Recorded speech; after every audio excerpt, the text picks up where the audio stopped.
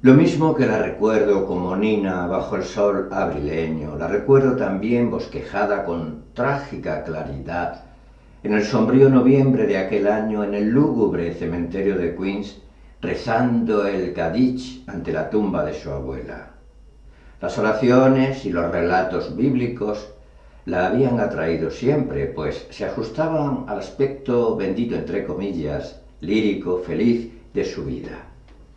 Ahora, en las oraciones fúnebres, en el Salmo 103 y sobre todo en el Kaddish, hallaba las únicas palabras adecuadas de aflicción y consuelo. Durante los meses intermedios entre la primera vez que la vi en abril y la muerte de su abuela aquel noviembre, Rebeca, como todos nuestros clientes, entre comillas, una palabra odiosa que se ponía de moda por entonces, en teoría menos degradante que, entre comillas, pacientes, se vio obligada a participar en una serie de talleres y clases como parte de nuestra campaña formativa y cognitiva. Eran también términos muy de aquel periodo. La campaña fue completamente ineficaz en el caso de Rebeca, igual que en la mayoría de los demás casos.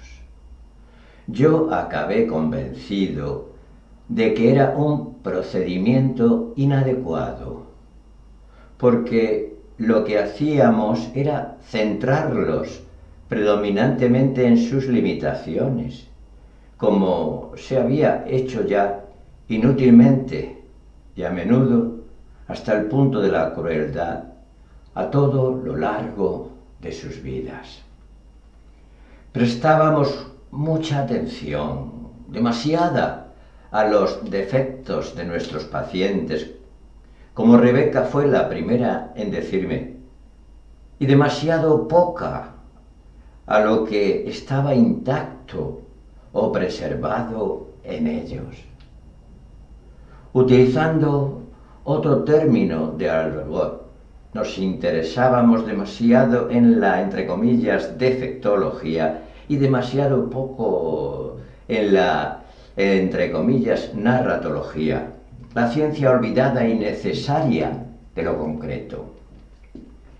Rebeca mostraba claramente, con ejemplos concretos, con su propio yo, las dos formas de pensamiento y de inteligencia totalmente distintas, totalmente diferenciadas.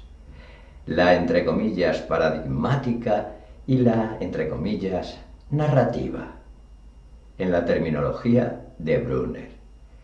Y aunque igualmente natural e innata para el entendimiento humano en expansión, la narrativa viene primero, tiene prioridad espiritual.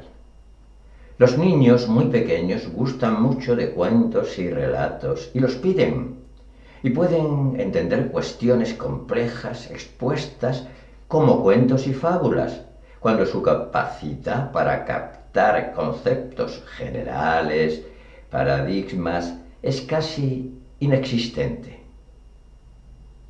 Esta capacidad simbólica o narrativa es la que aporta un sentido del mundo, una realidad concreta en la forma imaginativa de símbolo y relato.